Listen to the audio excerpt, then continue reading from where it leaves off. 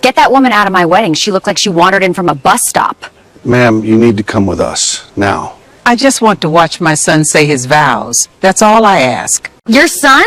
That's hilarious. Caleb's mother is a respectable woman.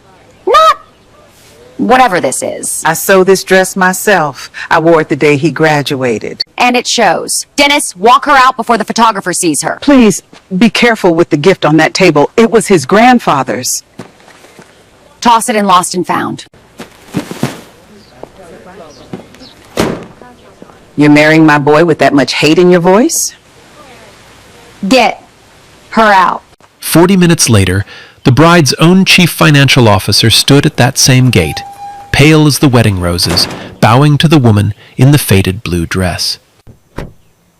Have you ever judged someone by their shoes and been catastrophically wrong? The story starts 6 hours earlier, in a small cedar house on the edge of Charleston, South Carolina. Olivia Lawson woke before the sun. She always did. 60 years old, hands steady, back straight from decades of carrying more than her share. She made coffee in the same chipped yellow mug she'd used for 20 years, and she drank it on the porch while the sky turned pink over the marsh. Today, her boy was getting married. She watered the tomatoes first. Then, the hydrangeas Caleb had planted for her last Mother's Day, blue as a church window. The soil smelled like rain and something sweeter, like the whole morning knew to be gentle with her. Inside, the dress was waiting. Pale blue cotton, hand-stitched, pressed twice. She had sewn it herself 15 years ago and worn it exactly 3 times. Caleb's high school graduation, his college graduation, the day he got his engineering license. Good days only. That was the rule. On the kitchen table sat the gift, and she wrapped it slow, like a prayer. A gold pocket watch, 1952, engraved on the back, "Time given is never wasted." It had belonged to Caleb's grandfather, a dock worker who fixed clocks at night and never once missed a Sunday dinner. 3 generations of Lawson hands had wound that watch. Tonight, it would belong to her son. Her phone buzzed against the table. The screen read, G. Hayes, Larkspur, Q3 Review. She looked at it a long moment. Then she pressed decline, set the phone face down, and tied the ribbon. "Not today," she said to the empty kitchen. "Today, I'm just the groom's mother." Whatever that name meant, whatever that call was about, she folded it away like a winter coat in June. Some part of her life stayed locked in a drawer, and she liked it that way.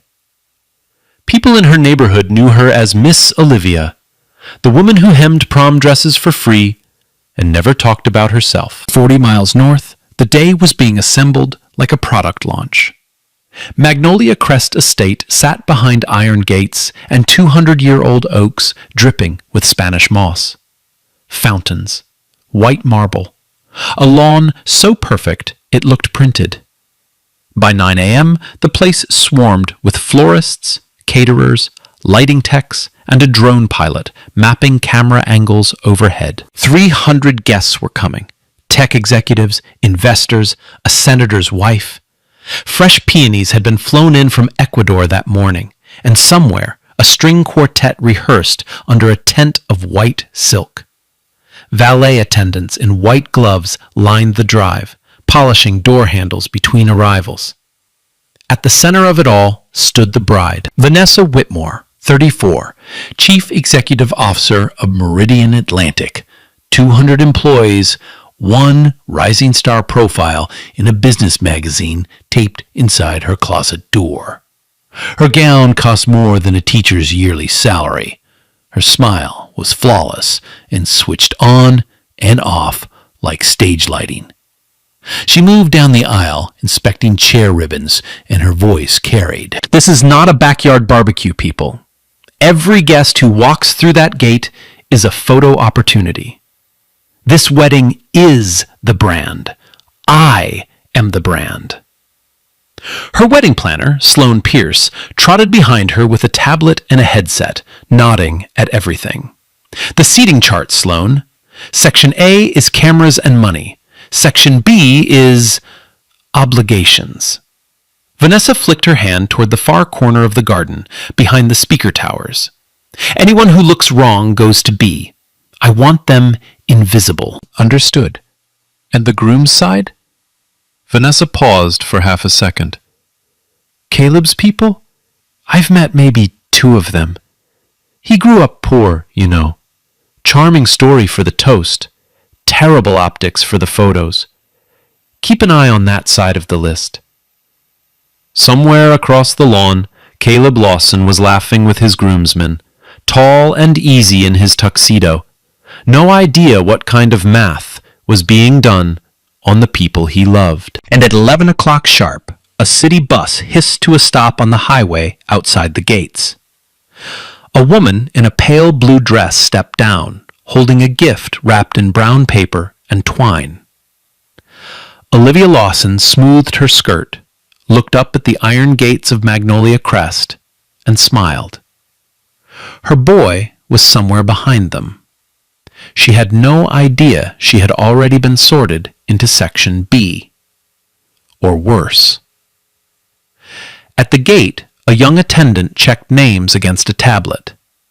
Olivia Lawson, mother of the groom. He scrolled, frowned, scrolled again. Then he raised a hand. A woman in a cream blazer came striding down the gravel, headset on, smile never reaching her eyes. Hi there, Sloane Pierce, wedding coordinator. Can I help you? I'm Caleb's mother, Olivia. Sloane's gaze made the trip from Olivia's gray bun to her pale blue dress to her shoes. The shoes were leather flats, polished that morning, resoled twice. The look lasted 2 seconds and itemized everything. Of course you are, Sloane said slowly.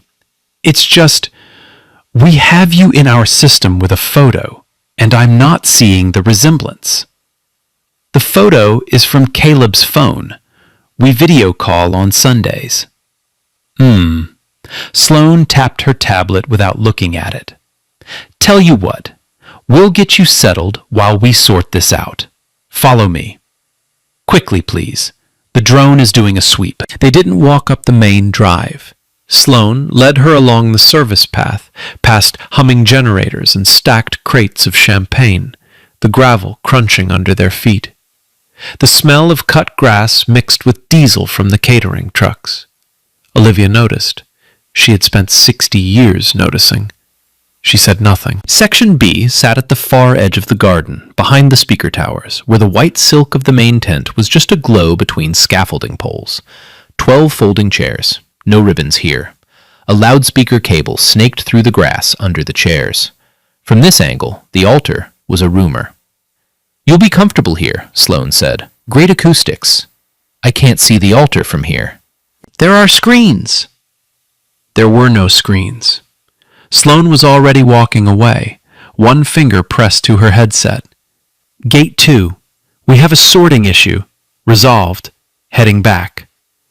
Olivia sat down, the gift resting on her knees like a sleeping cat. Around her, a handful of other Section B guests exchanged the quiet, knowing glances of people who had been sorted before. An old man in a clip-on tie nodded at her. She nodded back. First time in B? The old man asked. I taught the bride piano for 9 years. Section B. He shrugged, like a man long past surprise. They put the gardener's family back here too. Good people. You'll like B better than A, trust me. The honest folks sit in B. The whispers started with the early guests, drifting over from the champagne lawn. Who is that? In the blue? Someone's +1, I assume. Bless her heart, that dress.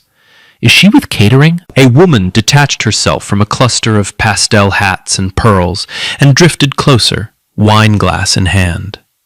Patricia Whitmore, mother of the bride, lacquered and gleaming, 60 years of opinions tucked behind a country club smile. She looked Olivia up and down the way her daughter would later, the family resemblance perfect. "Sweetheart, are you lost?"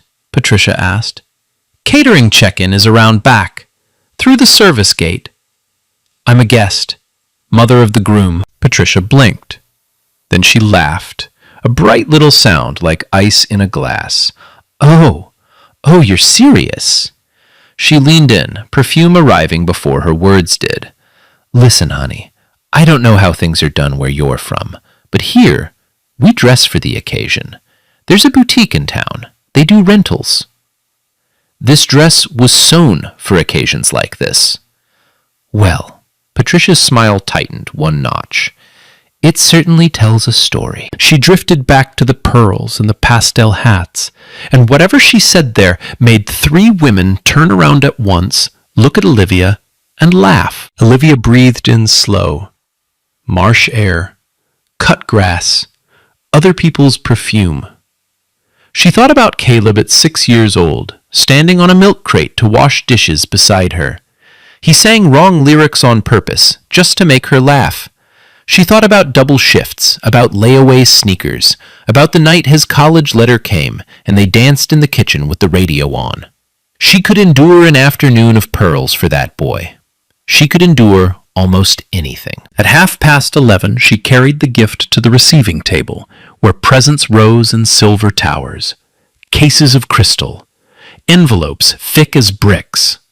A staffer in white gloves took one look at her brown paper package tied with twine. He held it away from his body with 2 fingers, like something found on a sidewalk. "This goes where exactly?" "With the gifts. It's for my son. Be careful with it, please. It's older than both of us." He set it on the far corner of the table, behind a crystal punch bowl, out of frame. Even the gifts here got sorted. "Could you put my card on top, so he knows it's from his mama?" The staffer wedged the small card under the twine, already looking past her at the next guest. Olivia thanked him anyway. That was when the garden changed pressure. Conversations dipped. Staff straightened. Heads turned toward the main tent the way grass leans before weather. The bride was doing her final walkthrough. Vanessa Whitmore came down the central aisle in a white silk robe with bride stitched in gold across the back, hair pinned for the veil, makeup half armor. 2 assistants orbited her. Sloane trotted alongside, reading from the tablet. "Drones up, quartet set, Senator's wife confirmed, and we are 11 minutes ahead of schedule." 11 minutes is not a cushion, Sloane. It's a rounding error. Vanessa's eyes swept the rows like a customs scanner. Ribbon, ribbon, candle, ribbon. Then she stopped, because at the edge of her perfect picture, crossing back from the gift table toward Section B, was a woman in a faded blue dress and resoled shoes. To Vanessa, the math was instant. She had met Caleb's mother exactly twice, both times as a small, pixelated face on a phone screen. Vanessa had answered emails off camera and said, at intervals. Her assistant handled the gift registry. Her publicist wrote the love story for the wedding website. She had skipped the engagement dinner for a board retreat. She had skipped the rehearsal dinner for a press call. A camera flash had a way of finding the wrong thing. And this, whatever it was the wrong thing. "Sloane."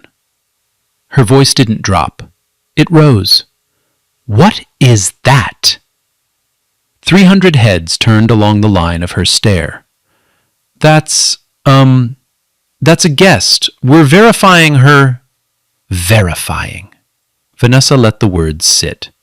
"She's standing in my sightline, in my garden, at my wedding, looking like that." Olivia stopped walking. She turned, slow and straight-backed, and met the bride's eyes across 40 feet of printed lawn. For one heartbeat, something could have happened. Recognition. A question. Grace. Vanessa lifted her chin instead. "Get that woman out of my wedding. She looks like she wandered in from a bus stop." The garden went silent. The string quartet trailed off mid-phrase. Somewhere, a phone camera clicked on. Then another. Then 5 more. "I'm Caleb's mother," Olivia said. Quiet. Clear. It carried anyway. "Caleb's mother," Vanessa repeated, to the crowd, with a little laugh, inviting them in on it. A few guests laughed back. "Caleb's mother is a respectable woman. I've spoken with her. You are not... whatever this is." "Dennis!" Dennis Crowley, head of security, broad as a door, materialized at her shoulder. "Walk her out before the photographer sees her." "Ma'am, you need to come with us. Now," Dennis said, and his hand floated toward Olivia's elbow without quite touching it. "I just want to watch my son say his vows. 5 minutes. That's all I ask." "You're not hearing me," Vanessa said, the smile gone now. "This wedding has a look. You are not in it." On the far side of the estate, behind the rose hedges, Caleb Lawson stood in a grove of oaks, while a photographer arranged his groomsmen by height. He laughed at someone's joke. He checked his empty wrist out of habit and wondered, for the 10th time that morning, if his mother's bus had come in yet. He had a surprise planned for her at the reception, a front row seat, a toast. 60 feet of hedge and one perfect seating chart stood between him and the answer. And his mother stood very still in the middle of the lawn, while strangers raised their phones. The woman who sewed her dress for good days only made a decision 60 years in the making. She would not cry in front of these people. She would not give them that. Not one tear. Dennis Crowley had spent 11 years moving people out of places. He knew the difference between a threat and a heartbreak. His hand hovered at Olivia's back, never landing, as they started the long walk up the aisle of staring faces. "For what it's worth, ma'am," he said low, "I'm just doing my job." "I know, son. So was everybody who ever did this to somebody." He didn't have an answer for that. Halfway to the gate, Sloane caught up, heels stabbing the lawn, tablet against her chest like a shield. "One more thing. The invitation. I need to see it." Olivia opened her handbag. The bag was old leather, soft as a glove with the years. She handed over a cream card with gold lettering, the one Caleb had mailed in October, with a sticky note that said, "Front row, Mama." Sloane held it up to the sun like a bank teller checking a 50. The calligraphy is off. The L is wrong. We had a batch stolen from the print shop, you know. She slid the card into her blazer pocket. "I'm going to hang on to this. That has my son's handwriting on the envelope. Then he can mail you another one." Sloane was already turning. "Dennis, finish up. We're live in 40. That was the first thing they took. The paper proof she belonged. Behind them, the wedding machine rolled on, and at the receiving table, a staffer was solving a problem. The bride had been clear on her walkthrough. Nothing in frame that wasn't on the design board. Brown paper and twine were not on the design board. The staffer looked at Olivia's gift, looked at the silver towers, and made the easy choice. He carried it to the service tent and dropped it in a gray plastic bin marked "Lost and Found." It landed on a forgotten umbrella, one corner first. Inside the wrapping, inside a small velvet box, a watch built in 1952 took the hit on its face. The glass cracked, a thin line from edge to edge, straight through the engraving's reflection. Time given is never wasted. Nobody heard it. There was a quartet playing. At the soundstage, an engineer asked Vanessa for a mic check. Just routine, 10 seconds. She took the microphone the way she took everything, like it had always been hers. What she didn't know was that the entire garden array was live. Every speaker, even the towers behind Section B. Testing. Okay, listen up everyone while I have you." A bright laugh. Small reminder Today, the cameras are everywhere. If something looks off, you flag it. We almost had a situation earlier. Some woman in a thrift store dress claiming to be family. Her voice filled the garden, bounced off the marble, sailed over the hedges. Let me be clear. My wedding is not a charity ward. If you see her again, call security. Okay, mic's good. 300 guests heard it. The gardener's family in section B heard it. The old piano teacher heard it and put down his program and quietly began to clap. Alone. Slow. Until a look from a security man stopped him. And outside the iron gates, on the public side of the property line, Olivia Lawson heard every word. It came through the same speaker towers her seat had been hidden behind. The gates had closed behind her with a soft magnetic click, polite as everything else here. She stood on the gravel shoulder of the highway, handbag on her arm, and nowhere to put any of it. She didn't pace. She didn't make a scene. She wrapped her fingers around the wrought iron bars, cool even in the South Carolina sun. Through them, she watched the white tint where her boy would say his vows. A car passed, then another. One slowed, a window came down, a phone came out.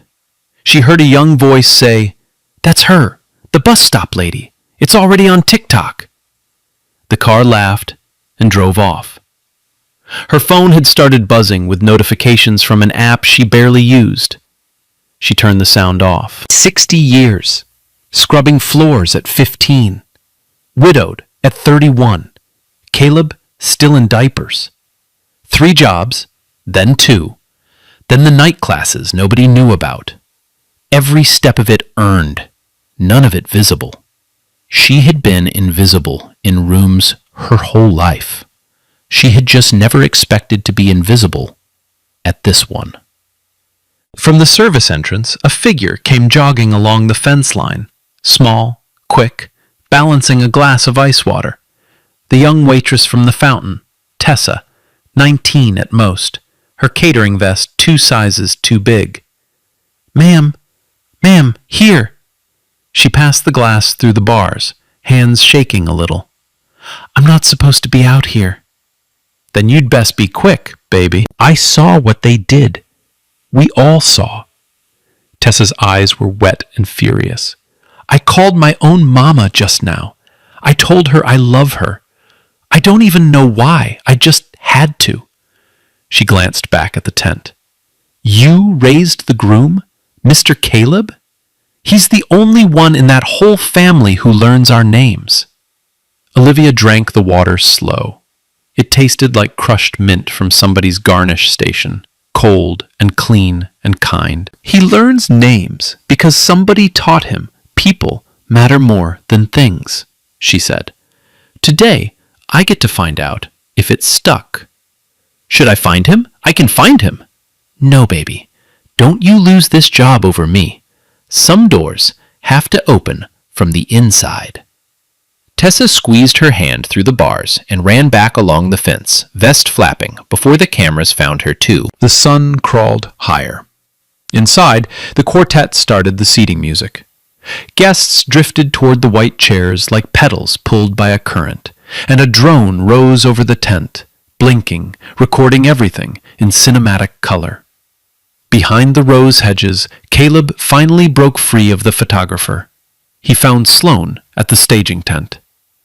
"Hey, have you seen my mom? Blue dress. She texted me from the bus 2 hours ago." Sloane's face did not move. Lying was a service she included free of charge. "Buses from Charleston run late all the time.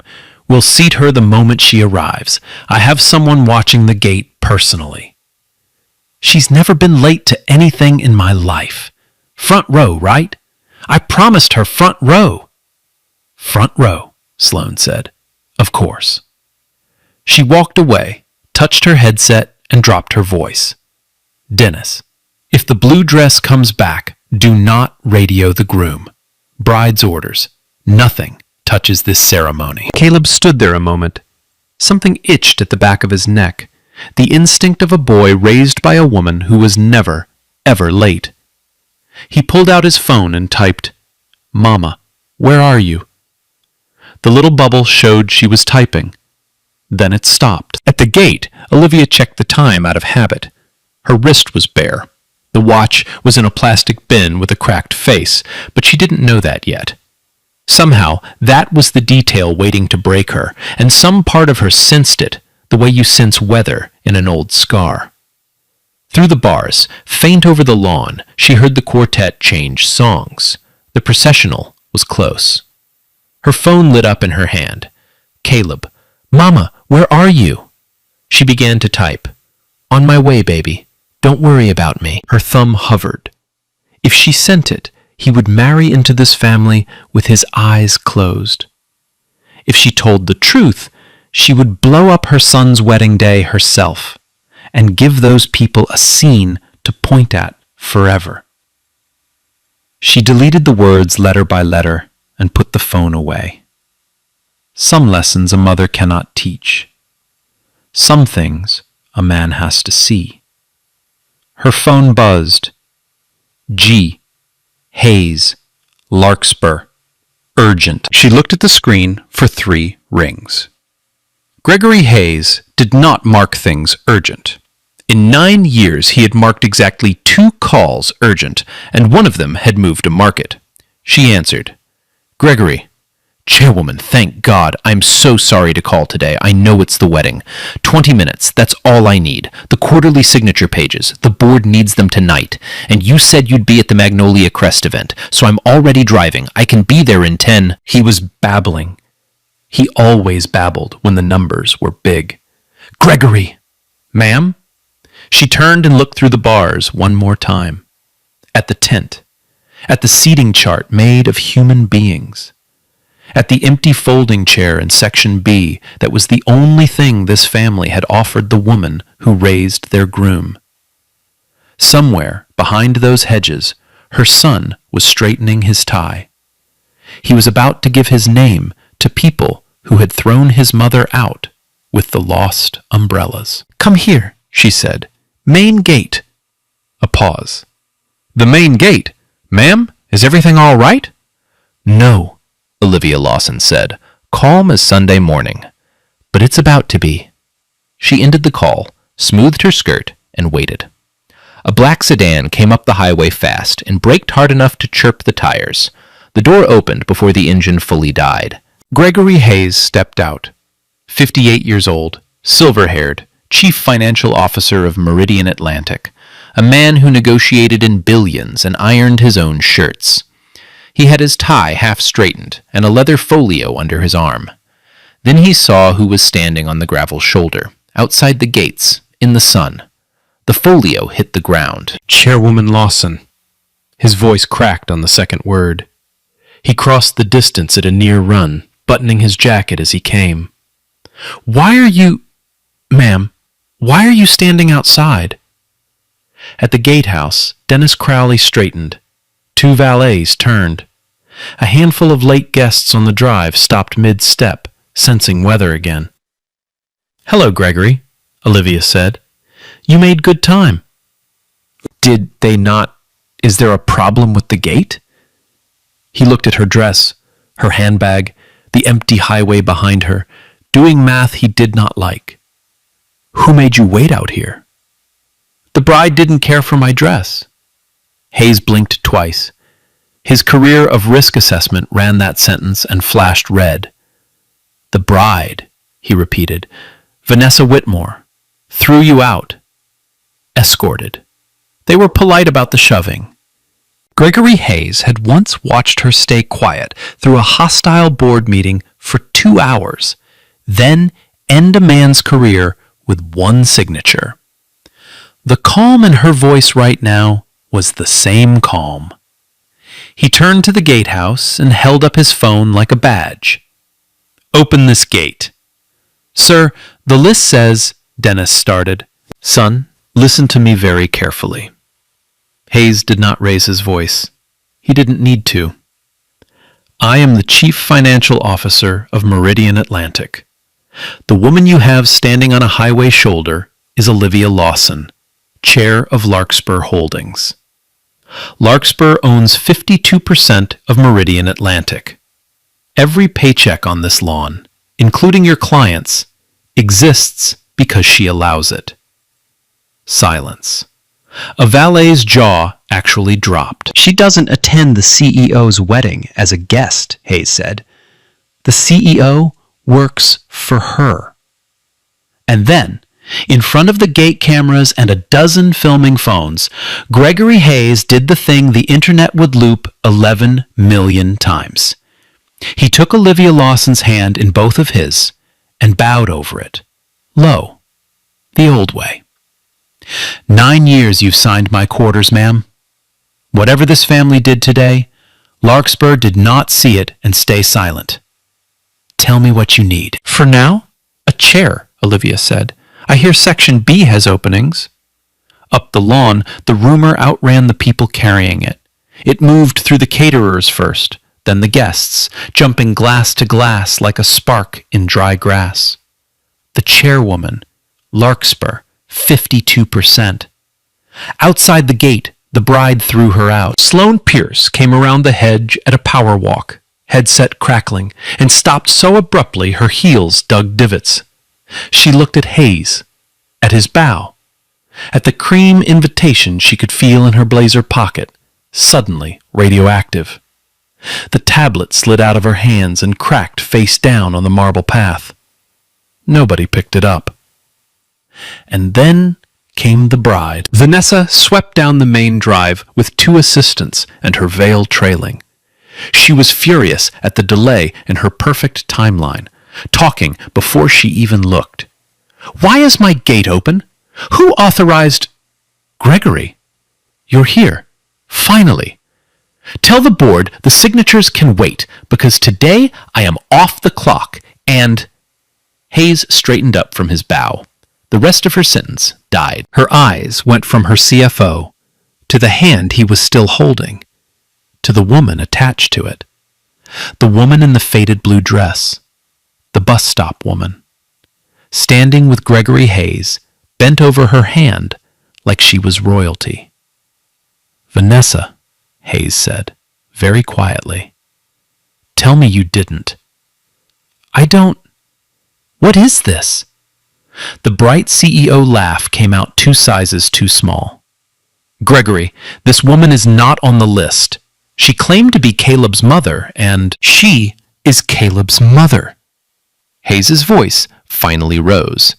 She is also the controlling shareholder of your company. Your company, Vanessa. The one you run at her pleasure. The color left Vanessa Whitmore's face in real time, top to bottom, like someone had pulled a drain. Under the makeup, under the contour, she went the gray-white of wet paper. Her mouth opened, closed. Her hand found an assistant's arm and gripped it. That's... No, I've seen the cap table. Larkspur is an institutional. Larkspur is her. Hayes pointed one finger at the woman in the blue dress. It has been her since before you were hired. Who did you think approved your budget every quarter, Vanessa? Who did you think L was? Somewhere behind them all, running now, tuxedo jacket open, came the groom. Mama? Caleb Lawson came to the gates at a dead sprint and stopped, his mother on one side, in blue, on the wrong side of the fence, his bride on the other, white as her veil. Mama, why are you out here? Sloane said the bus... He saw her bare wrist. He saw her red-rimmed eyes. He turned around. Who put my mother outside the gate? Behind him, Tessa slipped out of the service tent holding a gray plastic bin. Inside it, on a stranger's umbrella, sat a gift, wrapped in brown paper and twine. Vanessa Whitmore could pivot a boardroom in 4 sentences. She tried it now. Mrs. Lawson, Olivia, there's been a terrible, terrible misunderstanding. The voice came out warm and wounded, a public relations instrument. My staff acted without my authority. Sloane, how could you not verify family? Dennis, you physically removed a guest? You're both done, obviously, effective immediately. Sloane's mouth fell open. You told me to. I told you to manage the gate, not assault my mother-in-law. Vanessa turned back, hands pressed together like a prayer. Olivia, we are family. Whatever you heard out here today, that woman on the microphone, that wasn't me. That was stress talking. You understand. Of course you'll sit front row. Of course. Nobody moved. Then Caleb spoke, very quietly, with his back still to his bride. You looked at her. He turned around. You looked her in the eye, Vanessa. I heard the mic announcement from the Grove. Thrift store dress. Charity ward. You didn't know who she was. That's your defense? Caleb, baby, I was protecting our day. That is the problem, his voice cracked across the lawn. You telling everyone you didn't know she was rich. You're not sorry you threw her out. You're sorry she turned out to matter.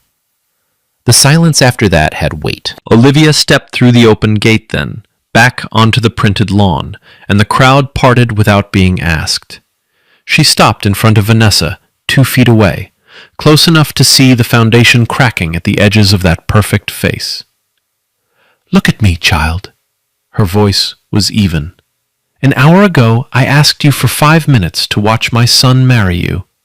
You said my dress wasn't in your wedding's look. Now you're offering me the front row. Yes, because now you know what I'm worth on paper. Olivia nodded slowly. That's what scares me about you. You're only kind to people you think matter. And you get to decide who matters. That's not a flaw in your manners, baby. That's a flaw in your soul. She said it without heat. That made it worse. Hayes cleared his throat and stepped forward, already on his phone. Per the shareholder agreement, the controlling shareholder is calling an emergency session of the Meridian Atlantic Board. Monday, 9 a.m., governance review. He paused. Attendance is not optional, Miss Whitmore. The words landed on Vanessa, one at a time. Governance. Review. Monday. Her empire had an expiration date, and it was 3 days out. Gregory, please. It was a wedding mix-up. It has nothing to do with the company. You did it in front of 300 witnesses and a drone you hired, Hayes said. It's already on the internet. It has everything to do with the company. He was right.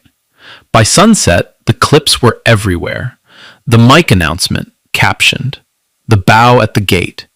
Caleb's voice cracking. Who put my mother outside the gate? By midnight, 1 million views.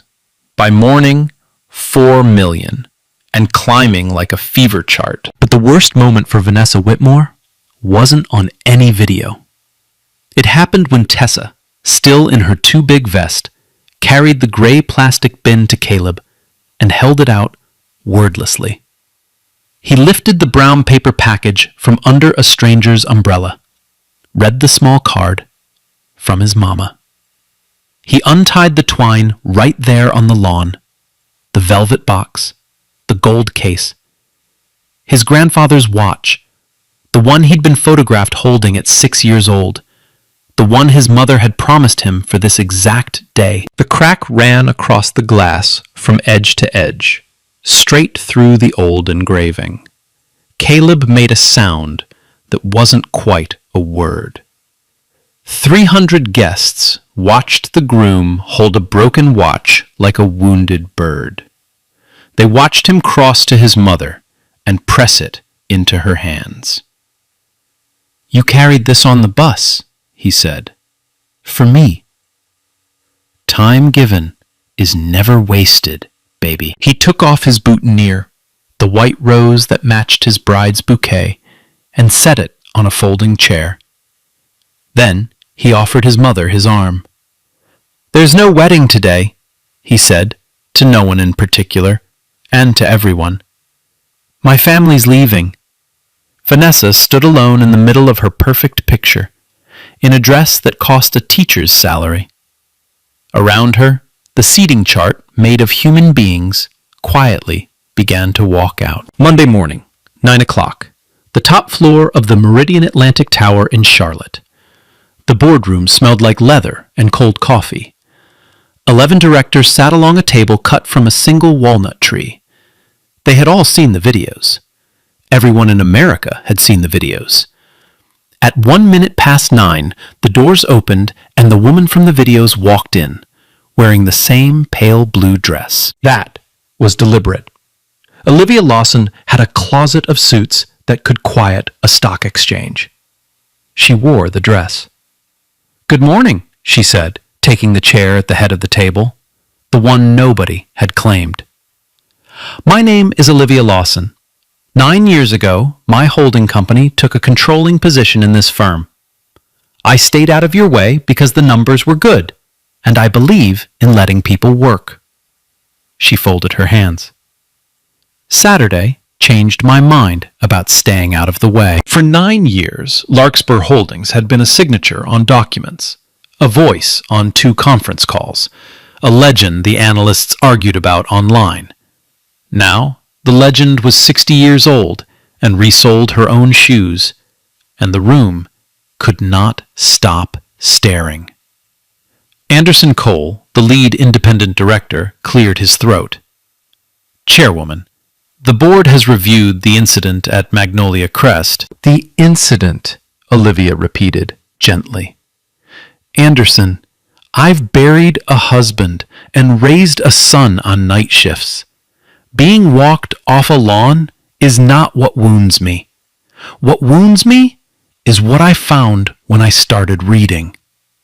She nodded to Hayes. The screens on the wall lit up. What followed was not about a wedding. 4 years of HR complaints, filed and quietly settled. A receptionist written up for the price of her shoes, with the word presentation in quotation marks. Catering invoices for executive events with handwritten margins, no staff visible during photos. 2 assistants who left in tears and signed agreements never to say why. A pattern documented in Vanessa Whitmore's own emails of sorting human beings into Section A and Section B, long before there were folding chairs involved. Tessa testified by video link, vest traded for her Sunday best, voice shaking and growing steadier. So did 2 caterers, a driver, and the old piano teacher, who said only this: "I taught that girl scales when she was 9. Her hands were kind once. Watch what power does, unwatched."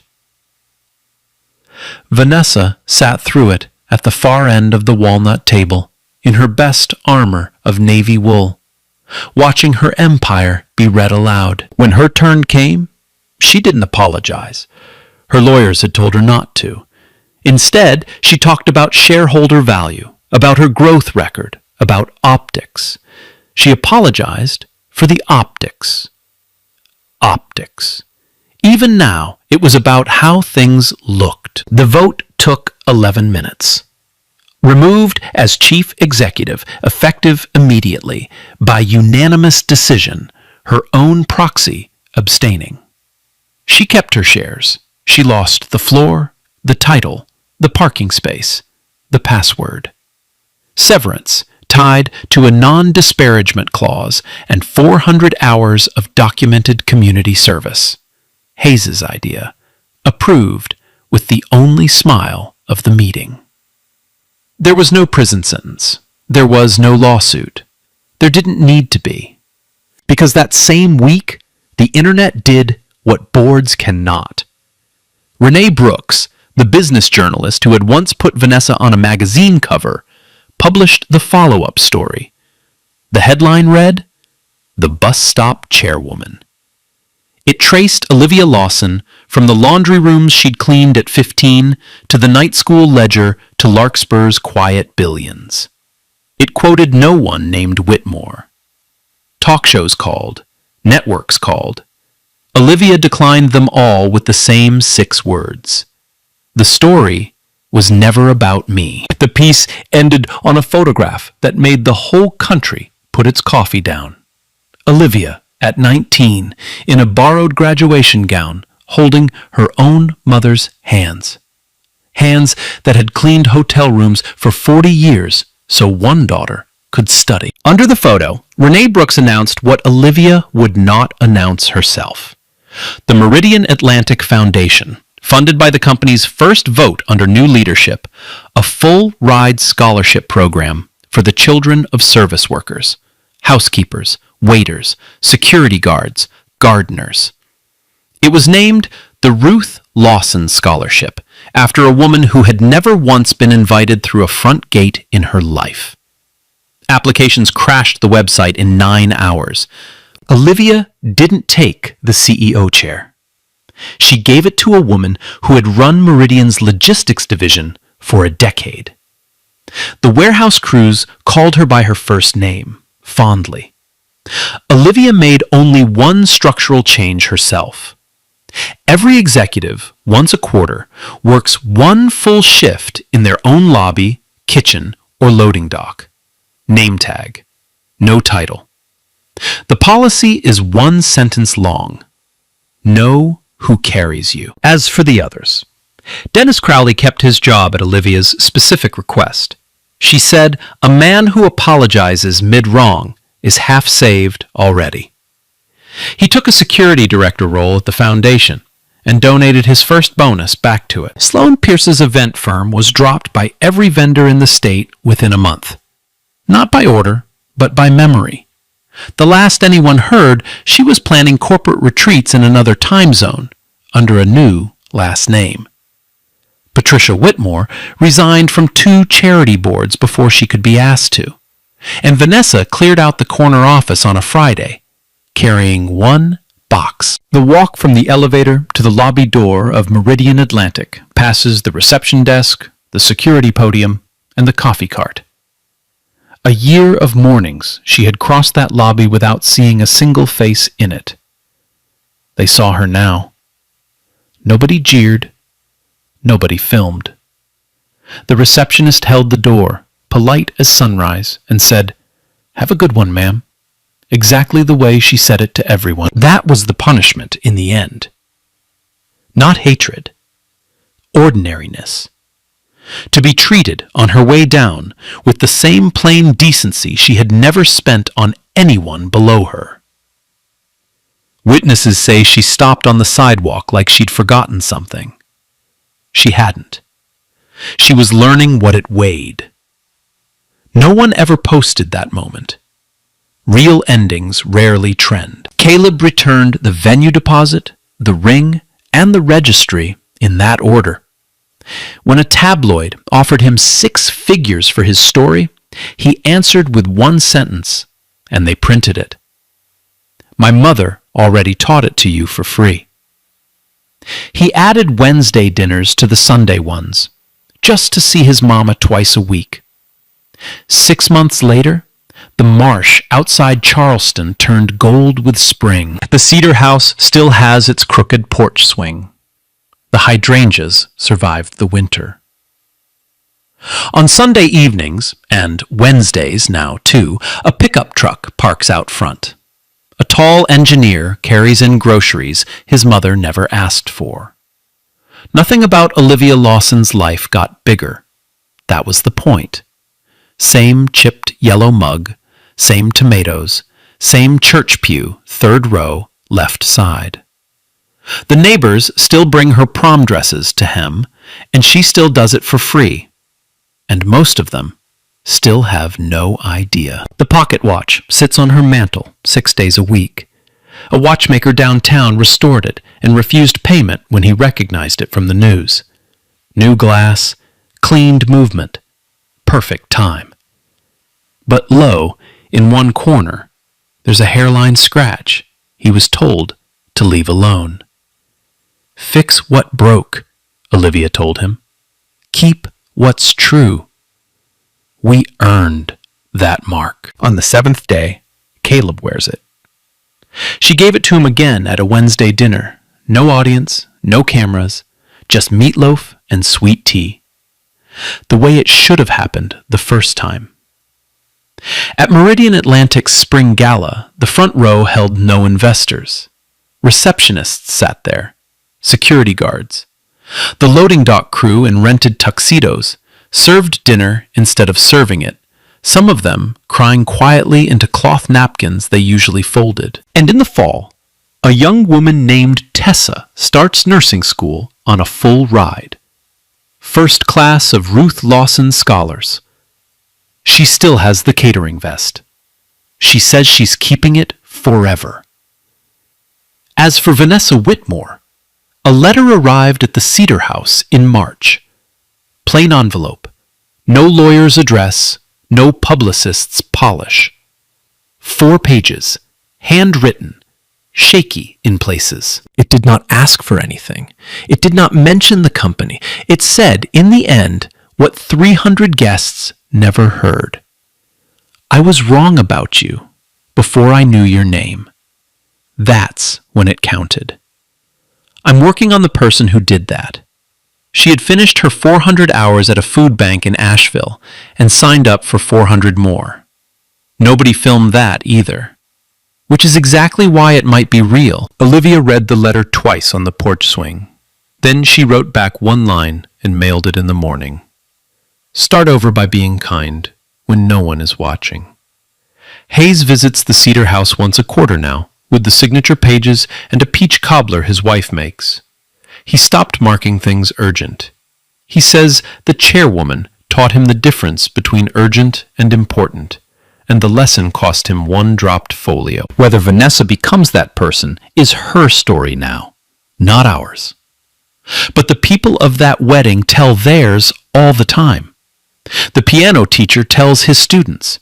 Dennis tells new hires on their first shift. Tessa will tell her patients someday, the ones who feel invisible in hospital gowns. About the woman at the gate, the one they sorted into Section B, who owned the whole garden. Okay, real talk. I need a second.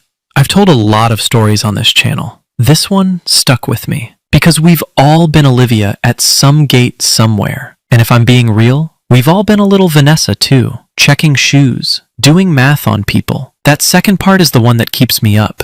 So here's my question for you, and I want real answers in the comments. Have you ever been judged by your shoes, your accent, your car, your dress? Or flip it. Have you ever caught yourself doing the judging, and what made you stop? Tell me your story below. I read every comment, and last week one of them made me call my own mother, so keep them coming. If this story moved you, share it with somebody who needs it today. Maybe somebody who got judged at a gate this week. Maybe somebody doing the judging and ready to hear it. And subscribe if you want more stories where quiet people get loud endings. Because I've got 100 of them waiting. Because somewhere right now, a woman in a handmade dress is standing at a gate that should be open. She might be a chairwoman. She might just be a mother. Here's the thing the bride learned too late. It was never supposed to matter which.